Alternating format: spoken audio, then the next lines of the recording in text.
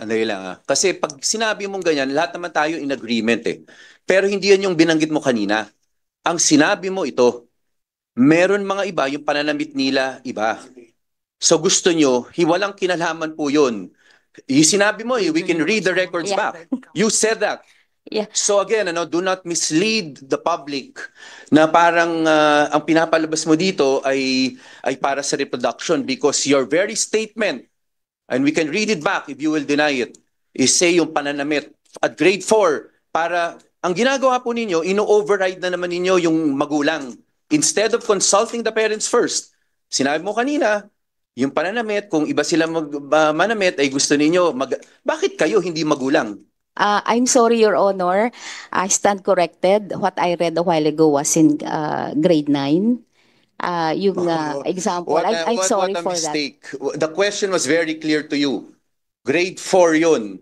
Grade 4 yun. Maliwanag yun. Everyone is clear. We can read the records back. Honorable Escudero asked about grade 4. Minention niya dito yung page 6 grade 4. Yun ang binasa mo. Ngayon na-realize mo na anong kinalaman nga ng pananamit at aming pagsabi doon sa bata na parang effectively wag maniwala sa magulang. Yeah. I'm sorry po, Your Honor. But if we did not ask you, you would have been continually doing this in grade 4, kahit nga grade 9. Imagine you have not consulted the parents and then you will now in school tell the learners na effectively wag maniwala sa magulang. Don't you find that wrong? Ikaw yung nagsabi pananamit eh. Hindi naman, nagulat nga ako sa sinabi ninyo eh. Again, Honorable Escudero, before we do that, may I also acknowledge the presence of our representative from the 1st District of Bataan, the Honorable Geraldine B. Roman. Welcome. Yes, Honorable Escudero. Mr. Chair, parang based on my understanding, halos pareho din naman prior to the DepEd order yung tinuturo, no? Tama ba? Napaaga lang because medyo napaaga din yung pagkakaroon ng period ng mga bata ngayon. And I agree with that, no? Pero gusto kong malaman, Mr. Chair, no, kung anong yes, that's the reason kung bakit iniba yung age. Pero meron bang study na kung ano yung naging basis nila para gawin ito na ganun-ganun lang, no? Na walang consultation from other agencies or from us or ganon. And also, pwede bang mahingi sa DepEd yung sinasabi na kaunting difference, no, dun sa naging curriculum nito after the 2018 DepEd order?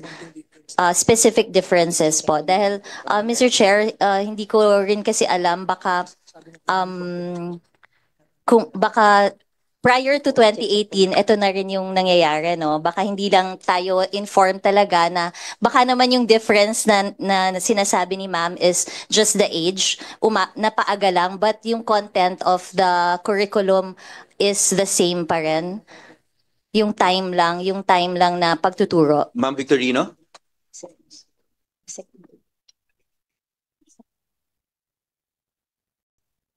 Is there a study?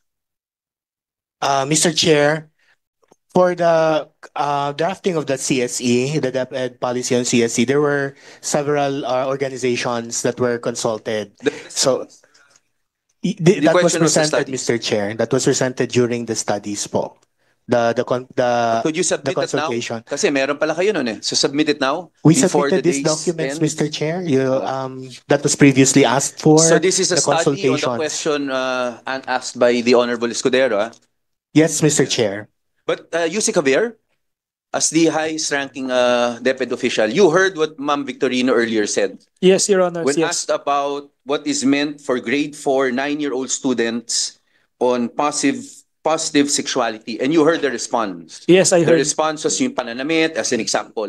Yes, I Mr. hope Chair. that is taken into account by the Department of Education because that, for me, is already intrusive of parental authority. Yes, we'll do so, Mr. Chair. And in fairness, Mr. Chair, if I may, to the chief, I checked the reference that she was reading. It was really grade 9. She made a unintended mistake, Mr. Chair. Ayan ang problema po. Dito, tayo pa lang dito. What if you make that mistake in the actual curriculum drafting? Paano kung iba yung maturo sa bata? We just want to complement yung what Yusek Tapales has said. Actually, it's the very young adolescents, age 10 to 14. The cases are increasing po. So from more than 2,300 to more than 3,400 in 2023, ayon po sa Philippine Statistics Authority. And also, yung adolescent fathers din po, nag-i-increase din po according to this data.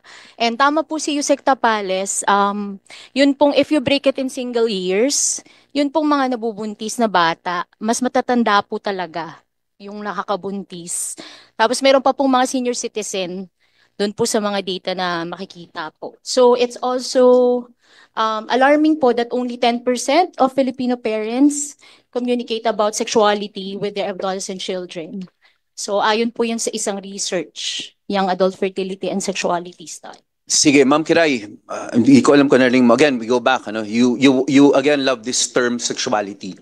So from your point of view, the agency's point of view, walang difference ang sex education, the term sex education and comprehensive sexuality education.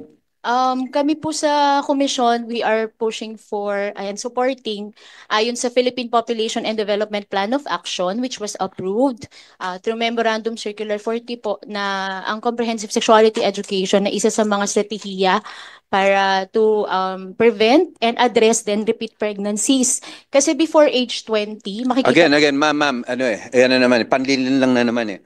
What is the definition of sexuality? Sige po, sa inyo. Kung ano po yung na-read po ng DepEd, yun po yung aming sinusupport. So yung UNESCO again, international again. Kasi yun ang kanila, it's the UNESCO. Yun yung ano nila, basis nila. So even you. And the RPRH law po, how the Responsible Parenthood and Reproductive Health RH law law. defines. Point out sa RH law kung saan naka-define yung sexuality. Sige, point out now. Sige po. Walang ganyan. You are fooling the Filipino people. Walang ganyan na term. Walang comprehensive sexuality education sa RH law. Reproductive health education. Oh, po see? yung sa- You know, linoloko mo kami by that answer giving us RH law. Naipit ka lang, aminin mo, wala naman pala doon. So again, yung basis ninyo is the UNESCO, an international agreement. Correct? Based on DepEd po. Bakit sir, na yun? Your Pasa Honor. na, DepEd na lang. Sila may kasalanan, sumunod kayo. Tama? Hindi naman po, sir. Basta, Sexuality as defined po doon, ano? Also goes to, ano ang problema na sinasabi nyo sa amin? Teenage pregnancy, di ba? Okay. Pero yung definition ng comprehensive sexuality education goes far beyond reproductive health. But you keep on pushing comprehensive sexuality education. Why? And please, please tell the truth. Kanina, we can look, check the record. Sinabi mo sa amin, ang basis mo is RH law. Narinig naman ng members yun eh. Oh, nung wala naman sa RH law yun.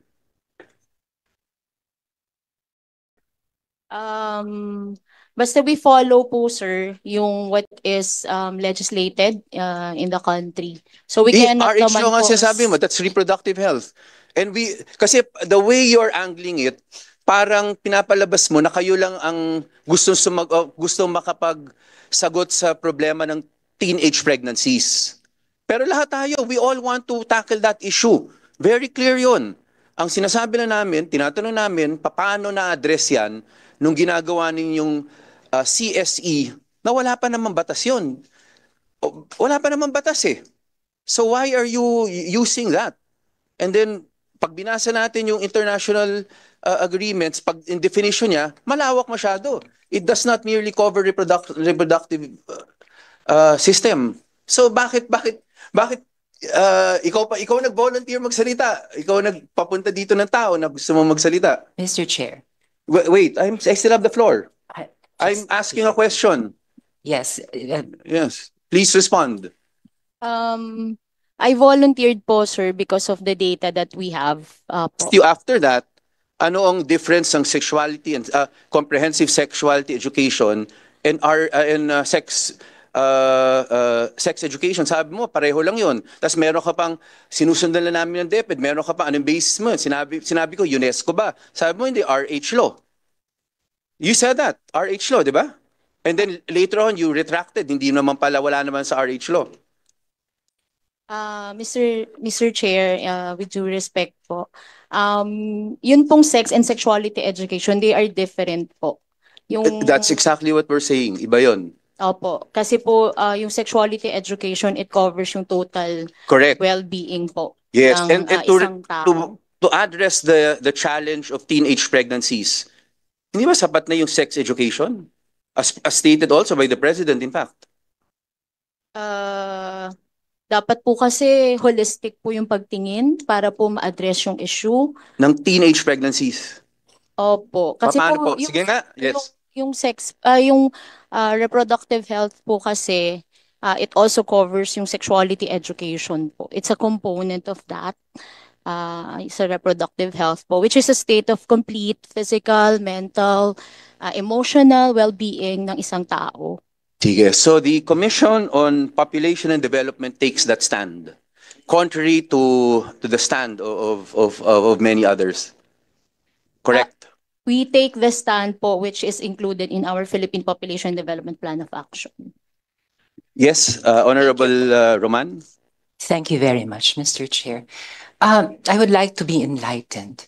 What is so intrinsically, and this is just a simple curiosity and a sincere desire to be enlightened. Is there anything intrinsically wrong about the CSE or the nature of international conventions when applied to us? When historically in our legislative system, given the lack of laws to address every specific and possible situation in our country and the different issues that our country faces, normally we recur to international conventions, and these conventions are reviewed by the Senate before we enter to any agreement.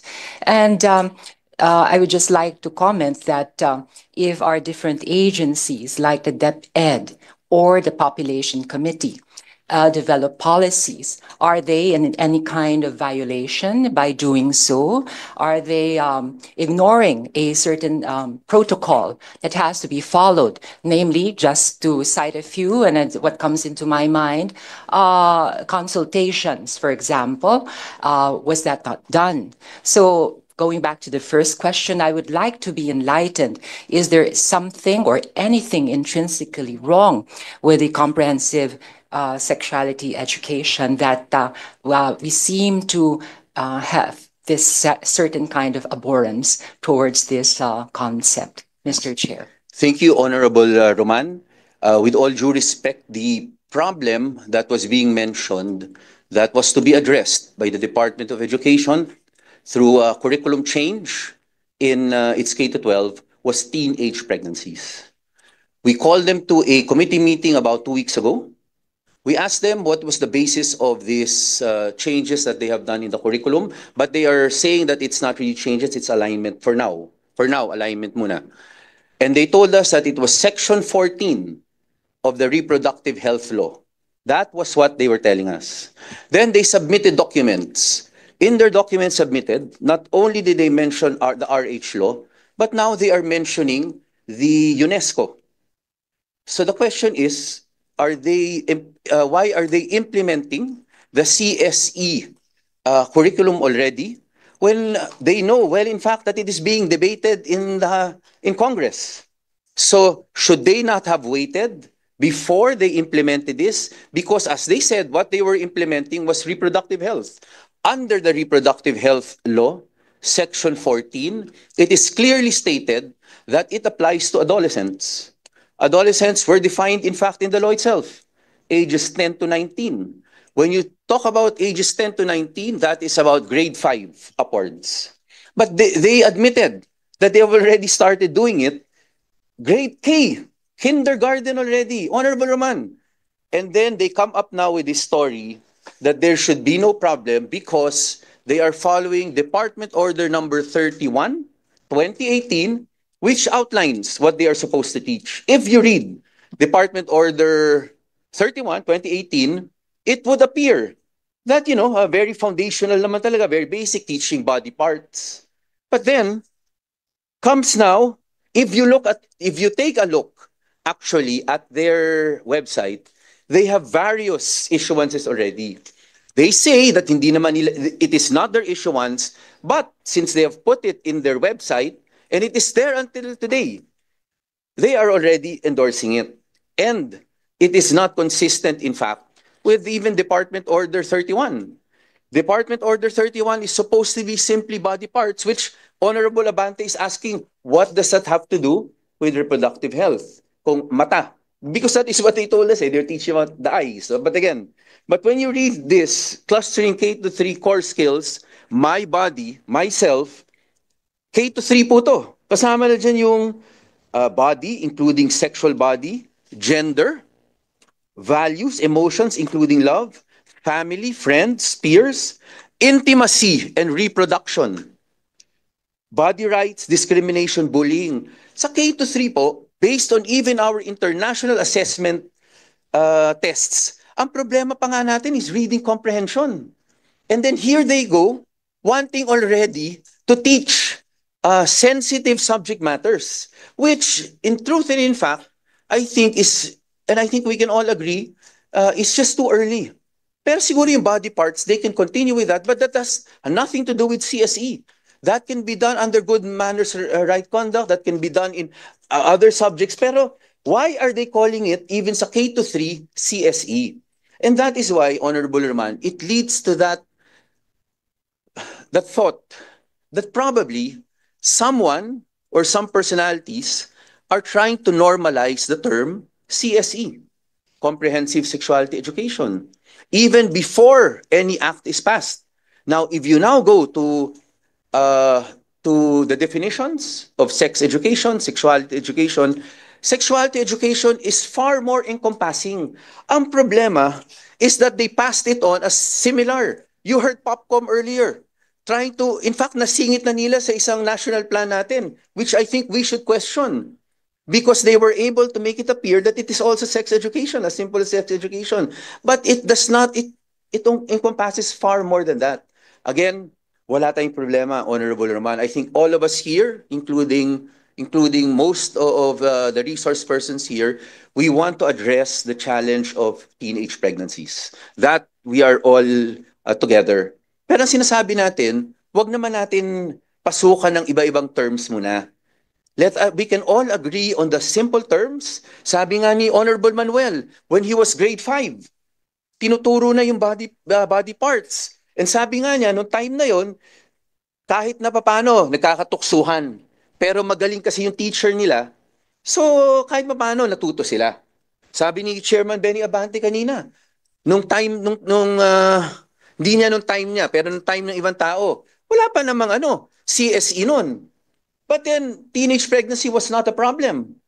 So why are we introducing new terms in order to be able to forward this term, which again, if we normalize this, as you said, it's an international, but then it must be we must tailor fit it to our customs, our laws, the way Filipinos are. Alam ko na sign yan, pero still, we have a background here that we have to follow. Kailangan yung costumbre natin. Yun naman sinasabi kanina Honorable Escudero ng lahat dito. It must be age appropriate. It must be based on our customs. So, ngayon ang problema, once you normalize those terms, which gusto ng Popcom na ma-normalize, ang magiging problema nun, kung wala na nagbabantay, they can start adopting the terms, the definitions used in international agreements, which I'm sure even you, Honorable Roman, would not agree to. You also want that custom fit, age appropriate. And we want that, wag naman itago sa atin. Wait, let me finish, Honorable Roman. In fact, talagang kini-question pa natin yung training. In the last committee meeting, we asked them, ilang training? 5 lang. Hindi nga natin alam kung lahat na-train, lahat ng teachers. I've asked several teachers, hindi naman raw sila na-train.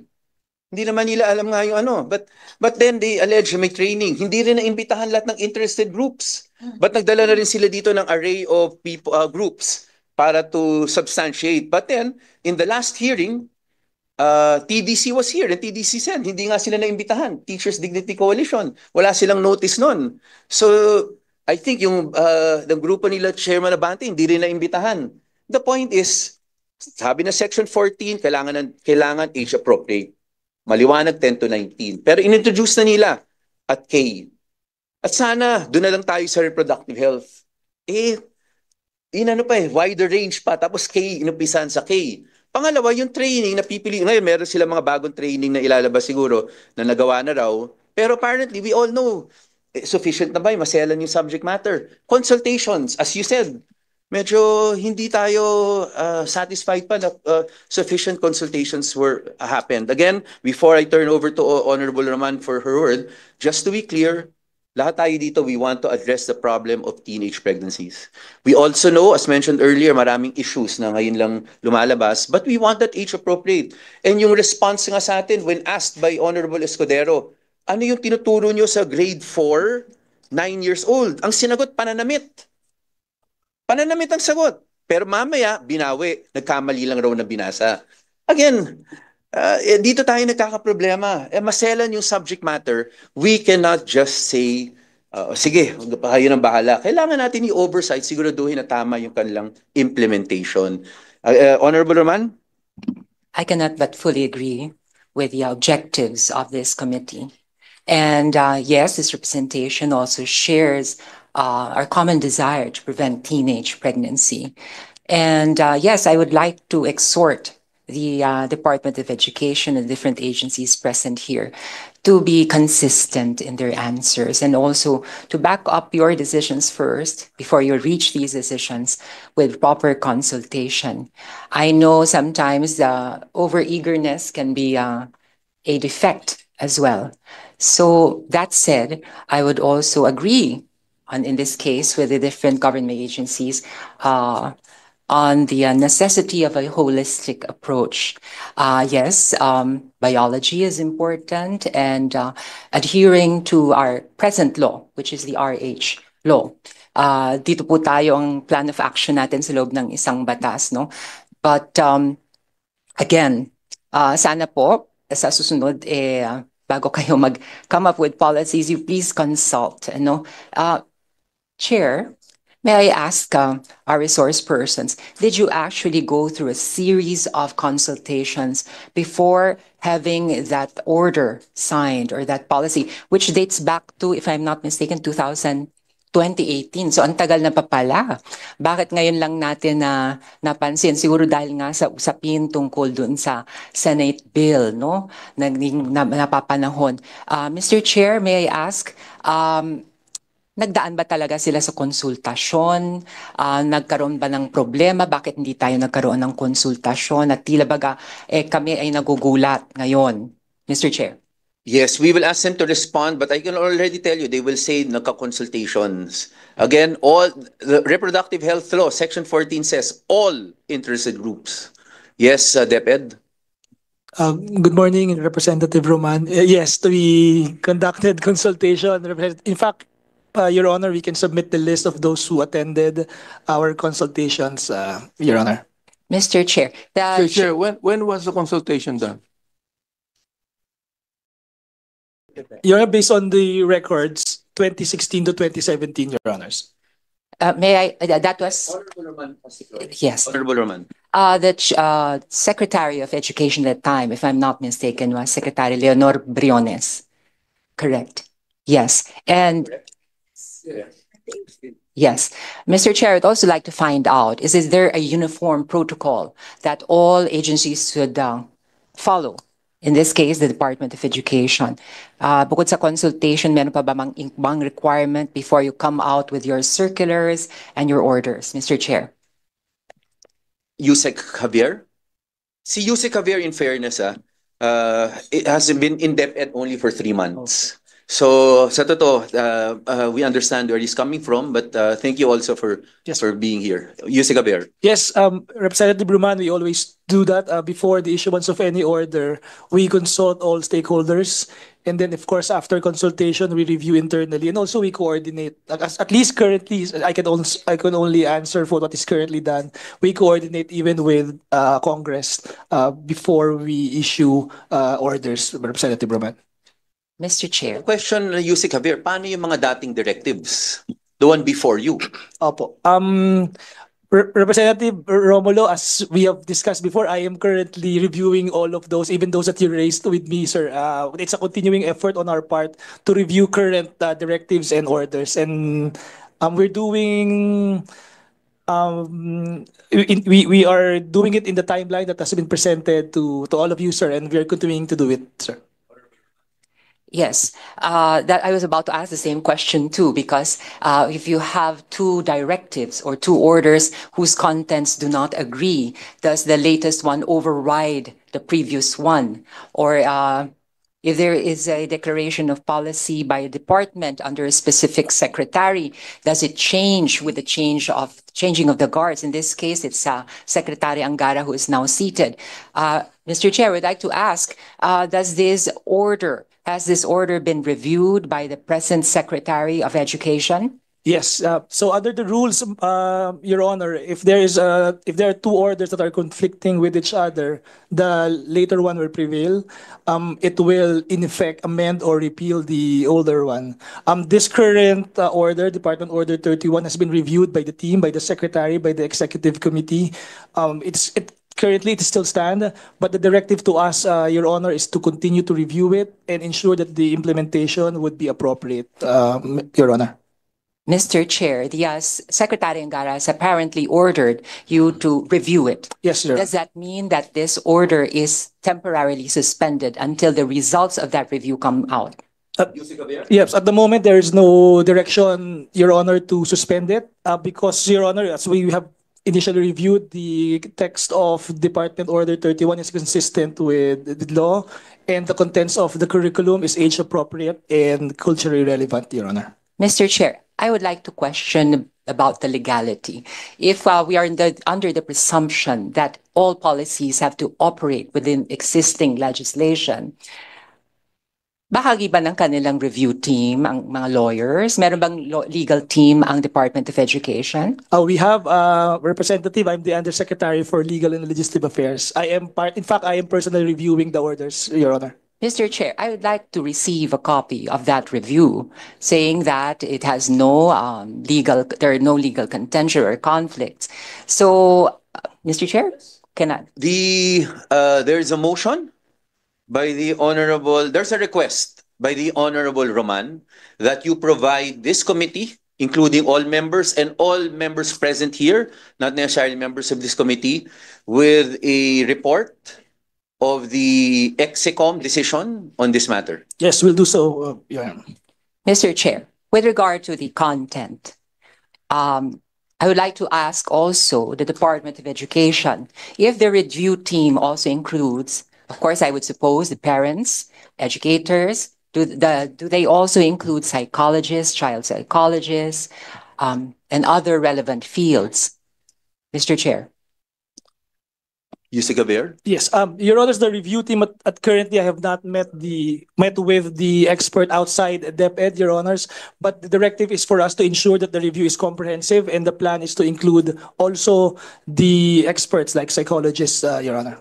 So Yusek Gaber, just to interject, what you're saying that earlier, Director Victorino mentioned about yung pananamit ng bata. Kung ito yung sa magulang, parang bibigyan nyo ng guidance sa paaralan. Do you not find anything wrong with that statement? That whether it is grade 4 or grade 9,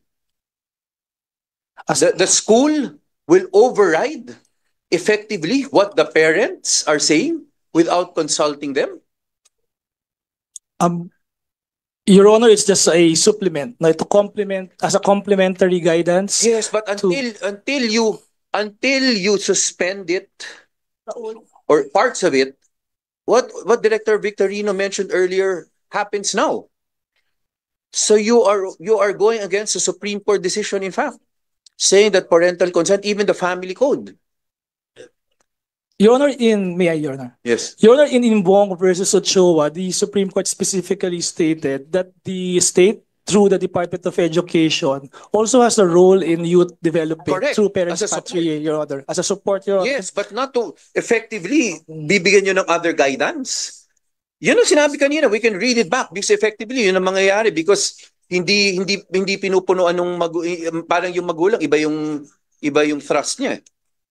You find nothing wrong with that so that we understand where DepEd is. Your Honor, in terms of implementation, what the teaching is about to do, Your Honor, is just to supplement and not to override the Correct, teaching but of the now, parents. but now, based on what was earlier stated, there seems to be a thin line between supplement and actually override. But then you insist, or your secretary is insisting that you proceed with this without even suspending parts of it, which obviously, narinig mo naman, katabi mo nang binanggit yun eh.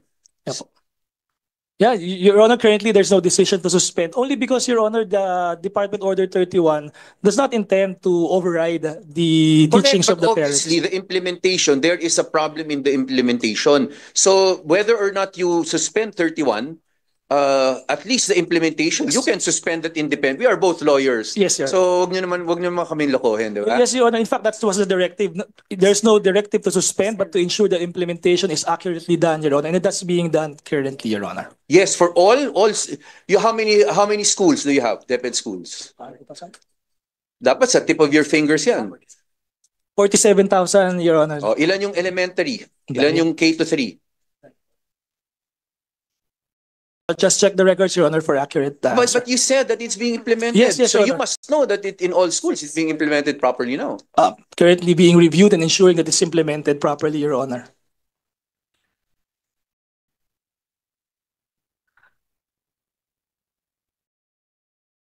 Yes. I'll go back to you, Yes, sir. Honorable Roman Silas Flor. Thank you very much, Mr. Chair. Yes, I was intrigued by the concept of pananamit, and Representative Manuel was kind enough to explain to me what this apparently controversial issue is about. And he explained to me that this might delve into the realm of gender identity, a concept that is quite controversial. So what does the policy or the order exactly say when it comes to dressing up in accordance, I'm just guessing, dressing up in accordance with one's gender identity? Yes, sir. Your Honor, I'll answer from the policy perspective. And its connection to teenage pregnancy. Teenage. Yes, sir. Your Honor, I'll answer from the policy perspective, and admittedly it's general because it's DO 31, but I'll refer to the Assistant Secretary for Curriculum if you wish, Your Honor, for specific for. Please, Mr. Chair. Would that be allowed? Your Honor, on a general level, based on Department Order 31, the policy ensures that it's age appropriate and culturally relevant here in the Philippines, Your Honor, and that includes the manner of dressing, Your Honor. For specific, Your Honor, I'll refer to the Assistant Secretary for Curriculum and Teaching.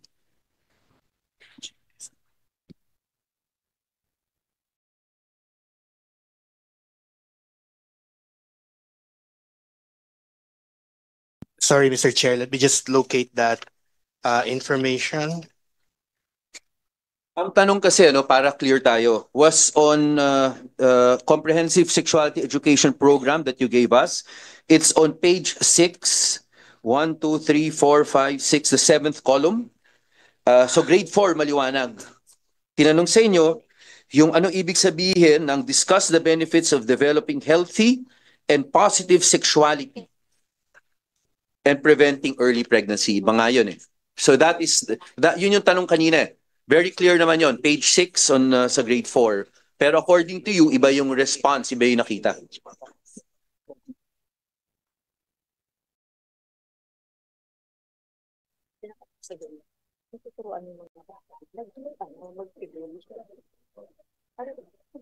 Mr. Chair, pasensya nyo na po ako. So itong order na to, kanyo, is grade 4. The question was on grade 4 kasi may term na positive sexuality. Positive sexuality. Doon sinagot yung pananamit. Nung Okay. question na po namin yung pananamit, biglang mali pala yung nabasa raw. Grade 9 daw. Grade 9 raw. Okay. So but the question is, yung pala nagkalituhan eh. Imagine that, di ba? So that is why I'm questioning even the implementation. Mr. Chair, Yes. regarding the expression under senior high school, we have share his or her unique characteristics, habits, and experiences, trace certain physical, personality, or behavioral attributes through generations po. So there is a part on the competency where the learners are allowed to express themselves. Just to clarify, Yes. you said senior high school? So senior high school is grade 11 and 12. Yes, Mr. Chair. So iba yung sagot ni Yusek Javier kanina na grade 9. Iba rin yung kay Director Victorino na grade 4. But kaya nga nakakalituhan eh. Sa loob na nga ng DepEd, medyo nalilito na. You said senior high school. The clarification earlier by Yusek Javier was grade 9. And then the question was on grade 4. So the response was on grade 4. So ano ba talaga? Senior.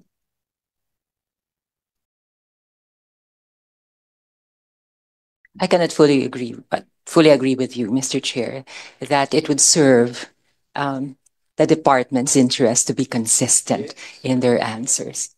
But that said, yes, Mr. Chair, at face value, ASEC said that this is for senior high students.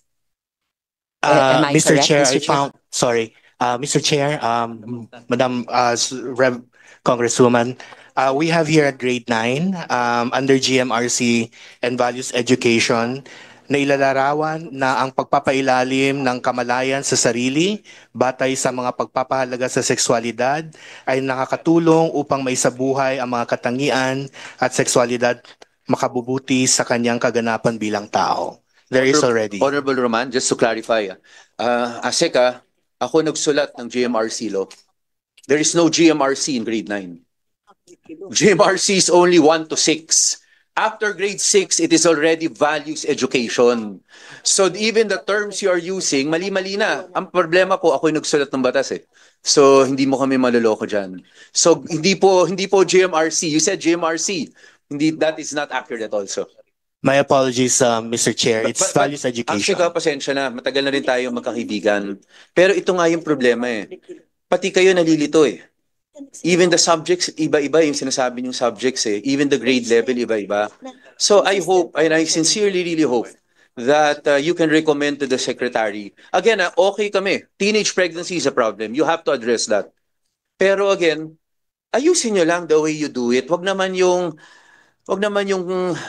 pinipilit nyo K to 12 lahat, and then the subject matters, medyo magulo eh.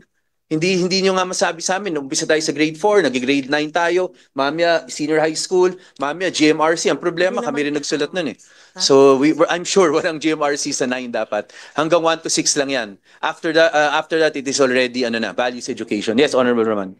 To be honest, the only value I see with regard to the manner of dressing of seniors high students is basically to teach respect for individuality and the prevention of bullying in our schools. Yun lang po nakita ko, Mr. Chair, na value, no? But of course, yes, we should address that. But I have yet to see its relation to preventing teenage pregnancy. And we are very reasonable about it. I know you want a holistic and more comprehensive approach. But then it would serve you well if you further explained how these two concepts are related in order to convince the committee that your order is a valid one. Thank you very much, Mr. Chair. Thank you, Honorable Roman. ASEC, USEC, I think yun talaga yung connection eh sa teenage pregnancy. Again, if you want other subject matters, wag nyo lang ipasok na, kasi pinapalabas nyo talaga sa media na hinahabol nyo ng teenage pregnancy. Para pinapalabas nyo, kami hindi. Pero we all want to address that. Yung problema nga, may iba kayong issues na hindi naman ata kasama doon. Honorable Franz Castro? Thank you, Mr. Chair. Parang hindi ako nakatapos dun sa question ko kanina. Thank you sa pagbibigay nyo nito. So, ang tinatanong kanina, Mr. Chair, yung curriculum talaga ng K to 12, kung paano na-introduce yung whether it is sex education or sexual education, etc. So una, tinignan ko, Mr. Chair, yung basis nitong DepEd Order number 31. So, nakalagay dito, Mr. Chair, doon sa Section 40, definition, RH, and sexuality education. So, na-introduce na talaga as early as 2012, no, doon sa RH law, yung 10354 4, yung The Responsible Parenthood and Reproductive Health 2012. So, pero wala doon yung comprehensive sexuality. So, siguro ang DepEd, minabuti na sigurong ilagay yung word na comprehensive. So, yun. So, reproductive health, nakalagay dito, Mr. Chair, no? Sexuality education, reproductive health and sexuality education refers to a lifelong, ito yung nandito sa kanila, binigay sa atin, lifelong learning process, providing and acquiring complete, accurate, and relevant age and development appropriate information and education, etc. And then dun sa section 14, nakalagay nga doon yung age and development appropriate adolescent. Pag sinabi nating adolescent, nag-start yan, Mr. Chair, di ba? From age 10 to 19, no? Yung adolescent age. So, nakalagay dito yung mga topic, Mr. Chair. So, ako naman, para sa akin naman, okay naman to eh, yung mga topic na dapat i-discuss. Pero dapat ay age appropriate. May mga kulang pa nga dito. Doon naman sa curriculum na ibinigay nila, hindi po sa pinagtatanggol ko yung DepEd, Mr. Chair, no? Pero kailangan ko pa rin tanungin siguro kung meron tayong maimbitahan na mga teacher na nagtuturo niyan. Kasi meron dito kasi kindergarten, grade 1, grade 2, grade 3, hanggang grade 4. Pero etong ibinigay sa atin, Mr. Chair, ng DepEd, kung totoo ito, age 10, doon pa lang nagsisimula, Mr. Chair, yung sexual and reproductive health. So yung discuss the benefits and developing healthy and positive sexuality and preventing early pregnancy. Kaya gusto nga natin makita, Mr. Chair, ano ba yung mga topic na dinidiscuss doon? Kasi kung totoo itong binibigay nila, no, na binigay nila sa atin. So, diyan po nagsimula. Kaya, baka kulang ito, Mr. Chair, baka kailangan natin makita talaga yung buong module. Kaya ang tanong ko po sa Department of Education, can you provide us yung buong curriculum talaga na starting grade 4, starting age 10, yung mga dinidiscuss dito kasi very general ito. So, kung titignan ko naman yung curriculum nila, Mr. Chair, nagsimula talaga sa 10. In fairness sa DepEd, no? Kung yung sinasabi natin kindergarten, yung mga body parts, talagang ano yan eh, talagang dinidiscuss Honorable talaga Castro, yan. no? Para again, baka magkamali na naman eh. Ito nanggaling sa kanila to, nasa website nila to. K to 3. Body including sexual body, gender. Values, emotions including love, family, friends, peers, intimacy, and reproduction. Okay, Core skills nila. That's Mr. why Chair, yung problema nga eh. baka pwedeng Lagi nila i-reconcile sinasabi, nila. Honorable Castro. I-reconcile nila itong Kaya nga, binigay Honorable sa atin. Castro, Magkaiba because kasi. hindi tama na Department Order 31 lang ang binabanggit nila lagi. Kasi meron silang ibang nilalagay sa website nila na ito yung nakalagay. Yun yung problema eh. Ang sasabihin nila lagi, pag may media, pag may ibang tao, Department Order 31. Pero pag tiningnan mo yung kanilang website, merong mga iba na subject matters. Ano? Very clear. Yes. Grade 3, core Kaya- skills. Yeah. Kaya tama, Mr. Chair, yung inyong advice kanina na tignan natin yung nilalabas nila doon sa kanilang website as regards sa binibigay nilang curriculum sa atin. Kailangan ma-reconcile yun. No? Kasi kung gano'n, nagsimula pala kayo doon sa grade 3, so medyo hindi siya consistent with the RH law. Yes. So, with the RH, hindi sila consistent. And, siguro, Mr. Chair, ako kasi very liberal-minded na mother ako. So, ngayon kasi 2025, baka advance na rin yung bata na mag-isip. No, hindi yung katulad ng dati, 2012 pa nga ito eh. Actually, yung kanilang CSE nga, 2018. Medyo 6 years na before, no, yung RH, medyo delayed na nga yung kanilang CSE. So baka kailangan sigurong maging consistent na lang doon sa batas at kailangan nilang i-justify talaga yung word na comprehensive. So nakalagay kasi dito, Mr. Chair, yung comprehensive sexuality based on UNESCO 2009. No, bago pa magkaroon ng RH law, meron na niyan no, sa UNESCO. So hindi ko naman sinasabi na we have to follow yung international. So itong mga international na law na ito, dapat lang i-adapt i-adapt natin pero sa ating sariling sa sariling values, perspective, etc. Makwento ko lang, Mr. Chair. Kasi minsan yung anak ko, siguro grade first year, Mr. Chair, sa science. So, parang nagtanim yata sila ng tuge.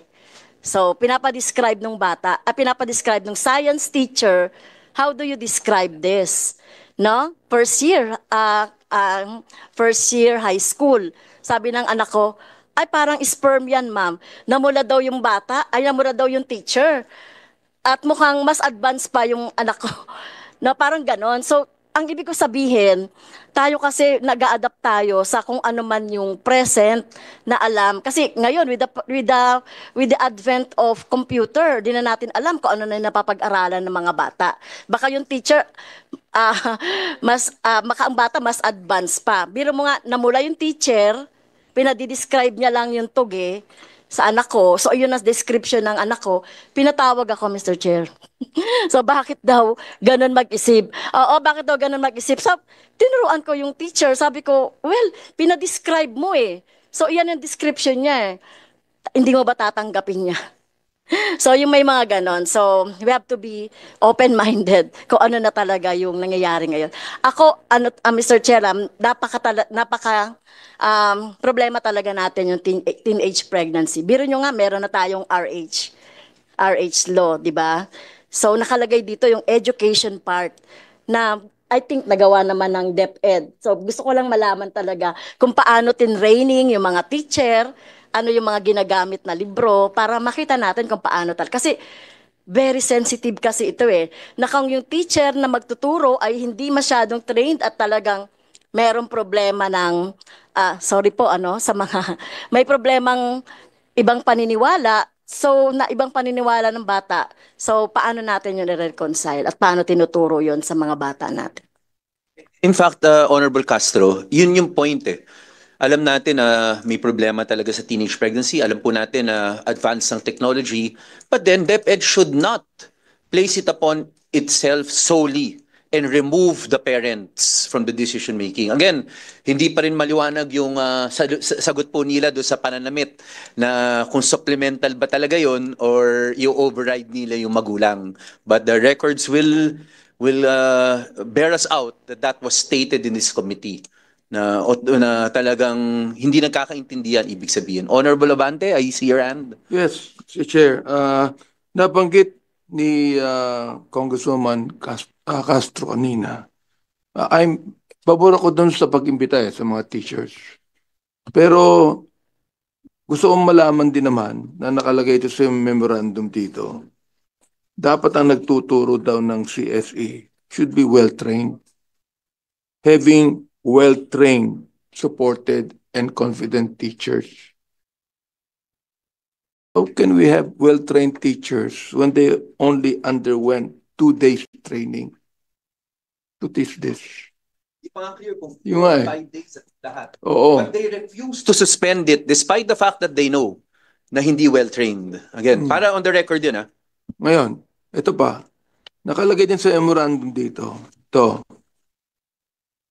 Schools provide a practical means of reaching large numbers of young people with comprehensive sexuality education before they become sexually active. Gusto ko lang tingnan tong nakalagay na before they become sexually active eh. Now, hindi ba kapag nagturo tayo, ang tinuturo natin sex education na ating define lahat ng mga reproductive system as ovaries, vagina, penis. Are we not actually telling them to be sexually active? My goodness, bakit kinakailang ituro ito? Bakit napakaaga? Bakit hindi kinukonsulta ang mga magulang? Na alam natin na iba na ang mga kabataan ngayon. Alam natin na marami ng mga gadgets na ginagamit ng kabataan. Pero bakit? Lahat ba ng kabataan gumagawa nito? Lahat ba ng kabataan gumagawa nito? Meron po akong isang malaking church tinuturo namin sa aming church yan. Wala kaming teenage pregnancy. Alam mo ko bakit? Sapagkat positibo tinuturo namin eh. Tinuturo namin ang moral value sa mga kabataan. Hindi ito, moral value ba ito? Natuturuan mo ng sexual reproductive organ, penis, vagina? Moral values ba ito? Oh, hindi namin binabagay sa pupito yan eh. Alright. Ngayon, ako, naniniwala ako, Mr. Chair, doon sa 10% lang ng mga magulang ang natuturo sa mga bata. Pero hindi po dahilan yan para tanggalin natin sa mga magulang ang karapatan nila na turuan ng mga bata. Siguro kinakailangan, hindi ako na ipagdebate dito ha. Alright? Sa aking mga colleague dito, huwag tayong makipagdebate kahit kanino man. Sapagkat look ha, pag nakipagdebate tayo rito, hindi ako atras sa inyo, abate, pilito ko eh. Hindi po ito debate. Katotohanan lang pinag-uusapan natin dito. Naniniwala ako, Mr. Chair, tama yung sinabi niya na 10% ng mga magulang lang. Therefore, anong dapat gawin ng gobyerno? Turuan yung mga magulang. Hindi yung mga bata. Turuan yung mga magulang. Oo. Magkaroon tayo ng consultation para sa mga magulang at isali natin sila sa problemang ito. Bakit yung mga bata ang tinuturuan natin? Yung mga magulang ang turuan natin at lahat ng mga simbahan dapat maging involved dito. Hindi lang ang Estado. Lahat ng anumang simbahan yan. Katoliko yan, Baptist yan, Protestante yan, Evangelical yan, Muslim yan, lahat should be involved in this because this concerns moral values, Mr. Chair. It does not only concern teenage pregnancy. Kaya nga sinasabi ko kanina eh, we can prevent teenage pregnancy if we teach them not to be promiscuous. Ibig sabihin yan, we should prevent teenage promiscuity, not teenage pregnancy. Yun po ang nais kong sabihin, Mr. Chair. Thank you, Honorable Bante. Honorable Escudero. Mr. Chair, out of curiosity lang po, no? Because during my time, nung nasa elementary pa ako, I remember, no, na hanggang ngayon hindi ko nakakalimutan. Hindi ko alam kung sino mga kabatch ko dito, but that was in the 90s. I remember maybe grade 5, no? Pinapanood kami ng isang film showing sa eskwelahan, sa school. No, sa school. So pinapanood kami ng film showing the reproductive system, 'di ba? Yusek Ortega. So basically pinapakita na parang may sperm, may egg, and then pag nagsama sila, mabubuntis ka. I remember that vividly. And that was in the 90s. So I'm just trying to say na noon pa, no, may ganito na talaga, no. And I would like to ask the DepEd, ano ba yung manner of teaching right now? Kasi nung time na 90s, may film showing na eh. So, video lang. Actually, if I remember correctly, wala naman gaanong naging explanation or baka hindi ko na lang naalala na nag-explain yung teacher. Pero ang naalala ko talaga is the film showing.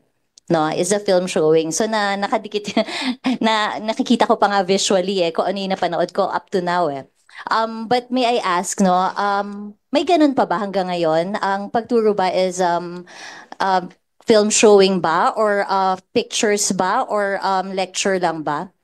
In addition, I think hindi naman integrated noon eh, di ba? It was a special showing. Ang gusto nila kasi integrate na eh. So talagang ituturo regularly eh. Parang to normalize nga, di ba? Yes, please respond. Mr. Chair, meron pa rin pong film showing, but it's part of the lesson na tinuturo sa kanila. For example, in science po. Integrate na, di ba? To normalize things. Para madalas yung pwedeng ituro. In-integrate ninyo. Hindi right? naman po. Part siya talaga ng lesson nila when it's Kaya time nga, to but discuss integrated. Dati, parang one time lang ituturo, twice lang yan for the whole year. Ngayon, ginawa nyo integrated para weekly meron or pwedeng weekly. Pwedeng balik-balikan kasi in-integrate nyo sa subject matter.